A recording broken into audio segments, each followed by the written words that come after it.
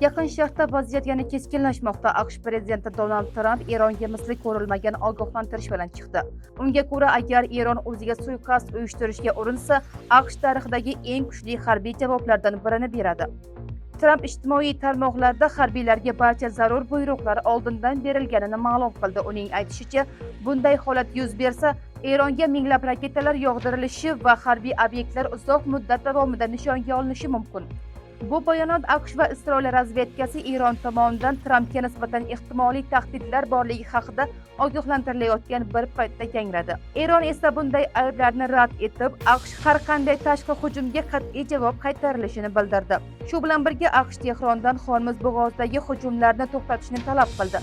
Washingtonning ta'kidlashicha, Eron so'nggi haftalarda xalqaro kemalarga nisbatan xavfli harakatlarni amalga oshirgan.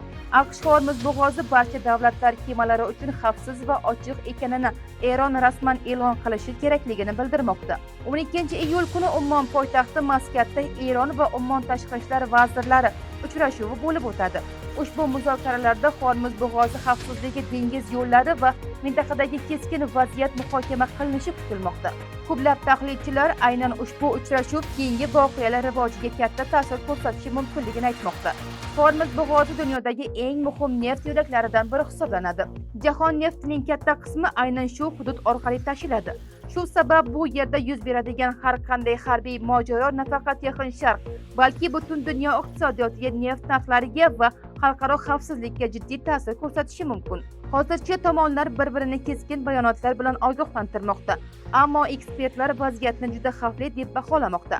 Har qanday noto'g'ri qadam mintaqada keng ko'lamli harbiy to'qnashuvga sabab bo'lishi mumkin. Sizningcha AQSh va Eron o'rtasidagi bu keskinlik urushga aylanadimi yoki tomonlar diplomatik yo'l bilan kelishuvga erishadimi? Fikringizni izohlarda yozib qoldiring. Videoga like bosing, kanalga obuna bo'ling va eng muhim xalqaro yangiliklarni biz bilan kuzatishda davom eting. Xayr-salomat bo'ling.